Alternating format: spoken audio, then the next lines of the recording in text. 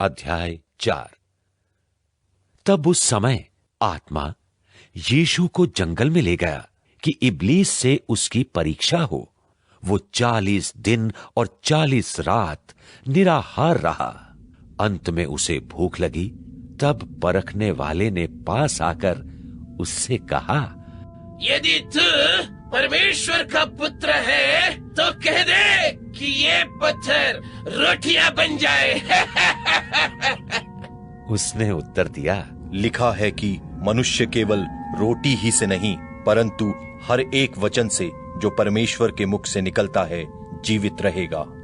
तब इब्लीस उसे पवित्र नगर में ले गया और मंदिर के कंगूरे पर खड़ा किया और उससे कहा, यदि तू परमेश्वर का पुत्र है तो अपने आप को नीचे गिरा दे, क्योंकि लिखा है कि वह तेरे विषय में अपने स्वर्गदूतों को आज्ञा देगा और वे तुझे हाथों हाथ उठा लेंगे।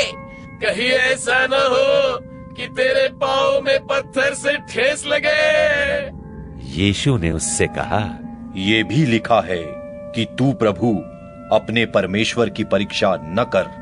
फिर शैतान उसे एक बहुत ऊंचे पहाड़ पर ले गया और सारे जगत के राज्य और उनका विभव दिखाकर उससे कहा, यदि तू गिरकर मुझे प्रणाम करे तो मैं यह सब कुछ तुझे दे दूंगा। तब यीशु ने उससे कहा, हे शैतान, दूर हो जा, क्योंकि लिखा है कि तू प्रभु अपने परमेश्वर को प्रणाम कर और केवल उसी की उपासना कर। तब शैतान उसके पास से चला गया और देखो, स्वर्गदूत आकर उसकी सेवा करने लगे। जब उसने ये सुना कि यूहन्ना पकड़वा दिया गया तो वो गलील को चला गया।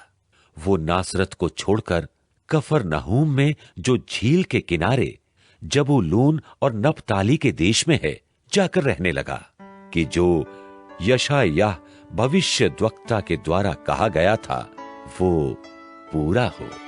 जबूलून और नप्ताली के देश, झील के मार्ग से यरदन के पार अन्य जातियों का गलील। जो लोग अंधकार में बैठे थे उन्होंने बड़ी ज्योति देखी, और जो मृत्यु के देश और छाया में बैठे थे उन पर ज्योति चमकी। उस समय से यीशु ने प्रचार करना और ये कहना आरंभ किया, मन फिराओ, क्योंकि स्वर्ग का राज्य निकट आया है।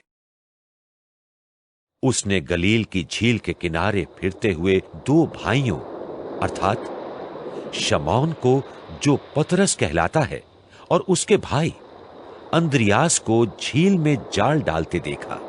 वे मछुए थे। उनसे कहा, मेरे पीछे चले आओ, मैं तुमको मनुष्यों के मछुए बनाऊंगा।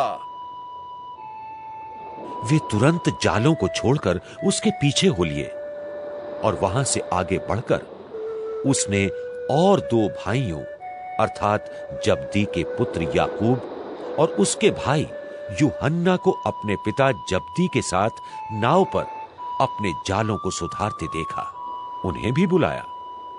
वे तुरंत नाव और अपने पिता को छोड़कर उसके पीछे हो लिए। यीशु सारे गलील में फिरता हुआ उनकी सभाओं में उपदेश करता और राज्य का सुसमाचार प्रचार करता और लोगों की हर प्रकार की बीमारी और दुर्बलता को दूर करता रहा। सारे सूर्या में उसका यश फैल गया और लोग सब बीमारों को, जो नाना प्रकार की बीमारियों और दुखों में पड़े हुए थे और जिनमें दुष्ट आत्माएं थीं, और मिर्गी वालों और झोले के मारे हुओं को उसके पास लाए और उसने उन्हें चंगा किया। और गलील और दिकापुलिस और यरूशलेम और यहूदिया से और यरदन के पार से भीड़ की भीड़ उसके पीछे हो ली।